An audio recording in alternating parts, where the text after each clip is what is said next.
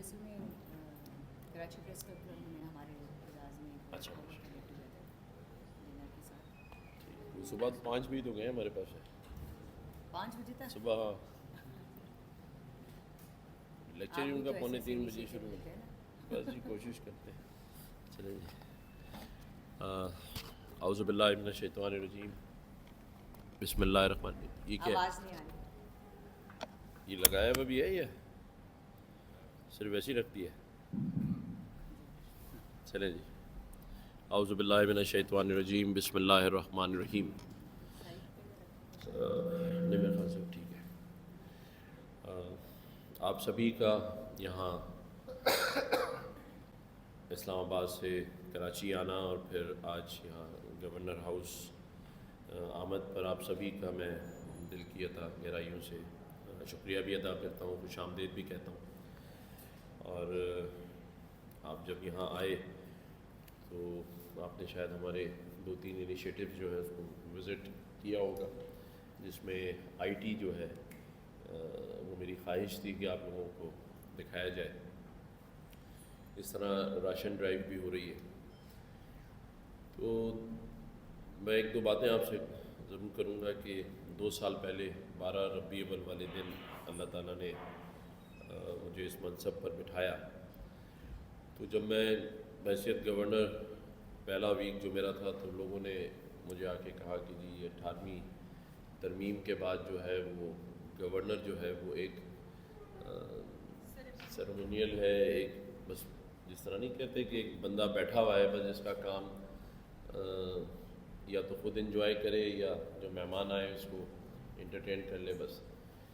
تو میں نے یہ سمجھا کہ نہیں, کچھ ایسا ضرور کرنا چاہیے جس سے اس اتنے بڑے ہاؤس کو جہاں کئی 100 لوگوں کا اسٹاف موجود ہے اور گورنر جو ہے وہ آئینی سربراہ ہوتا ہے صوبے کا, اگر ویسے دیکھا جائے تو پورے جو صوبے کی کوئی بھی چیز ہو, چاہے وہ کیبنٹ سے آ رہی ہو یا سندھ اسمبلی سے آ رہی ہو, اس کا فائنل سائن گورنر کے پاس آتا ہے, چاہے اجلاس بلانا ہو یا اس کو باقی چیزوں کے اندر. تو جب یہاں تک ہے تو اس کا کوئی نہ کوئی ایسا کام یا ایسی انیشیٹوز ہم لیں کہ اس کو استعمال کیا جا سکے. مطلب اس کی جو اس پر وسائل خرچ ہو رہے ہیں گورنمنٹ کے, اور جو لوگوں کے ذہنوں میں ہے کہ بھئی صوبے کے اندر ایک چیف منسٹر ہے, ایک گورنر ہے, تو گورنر کا بھی ایسا رول ہو جو لوگوں کی خدمت کر سکے, مطلب زیادہ سے زیادہ اس کو یوٹیلائز کر سکے. تو اس کی ہم نے ایک کوشش کی ہے, اور آج میں سمجھتا ہوں آپ سب لوگ بھی یہاں آئے اور آپ نے دیکھا, تو میں یہ سمجھتا ہوں کہ آپ سے بھی میں چاہوں گا, کیونکہ آپ ایک ایسے جگہ بیٹھے ہیں جس کو ہم پورے پاکستان کی سب سے بڑی جگہ سمجھتے ہیں, کیپٹل ہے فیڈرل کے اندر آپ کی موجودگی, کیونکہ آپ سبھی لوگوں سے ملتے ہیں, پورے پاکستان میں آپ نے وزٹ کیے ہوں گے اور کر رہے ہوں گے, چاہے وہ گورنر ہاؤسز ہوں, چیف منسٹر ہاؤسز ہوں.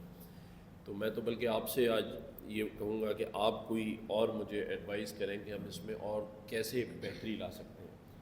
اور اس کو کیسے بہترین طریقے سے یوٹیلائز کر سکتے ہیں. کیونکہ میرا یہ ماننا ہے کہ ہم جس حالات سے گزر رہے ہیں, معاشی ہوں یا معاشرتی ہوں, دونوں میں ہمیں بڑے مسائل ہیں. نظر تو ایسا آتا ہے کہ جیسے سب کچھ ٹھیک ٹھیک چل رہا ہے, لیکن بدقسمتی ہے کہ آپ دیکھیں کہ ملیشیا کے وزیر اعظم اسلام آباد میں موجود ہوں, لیکن جس طرح سے ہماری سیاسی جماعت اور حکومتی اپوزیشن اور حکومت کے درمیان کی جو رسہ کشی ہے وہ چلے, میں تو سمجھ سکتا ہوں, لیکن ایک شخص جو یہاں آیا, میرا یہ میں سمجھنے سے قاصر ہوں کہ بھئی ہمیں اس کو بلانے کا مقصد کیا ہے. صرف ایک وزیر اعظم کسی دوسرے ملک میں وزٹ کرے اور اگر وہ ملک خود بہت خوشحال ہو, پیسوں میں اور معیشت میں اتنا زبردست ہو, تو پھر تو چلیں یہ 2 ملکوں کی ملاقات کہہ سکتے ہیں. لیکن جس معاشی بحران سے پاکستان گزر رہا ہے, وہاں ملیشیا جیسے ملک کا ہمارے ملک میں وزٹ کرنے کا مقصد تو یہ ہونا چاہیے کہ اس کے اگلے 3 مہینے تک جو ملیشیا کے انویسٹرز ہیں یا جو ان کی گورنمنٹ ہے وہ یہاں کوئی بڑی انویسٹمنٹ کرے. لیکن وہ کیسے کریں گے جب ان کا ایمبیسڈر ان کے جانے کے بعد یہ لکھے گا کہ سر 3 دن سے اسلام آباد بند ہے، میں تو گروسری لینے نہیں جا سکتا ہوں. تو یہ جو تاثر ہم دے رہے ہیں، اور وہ تاثر یا بیانیہ پاکستان کا لا اینڈ آرڈر کے حوالے سے ویسے ہی ہم اتنے کوئی اچھے نہیں ہیں، لیکن پھر ہم سیاسی حوالوں سے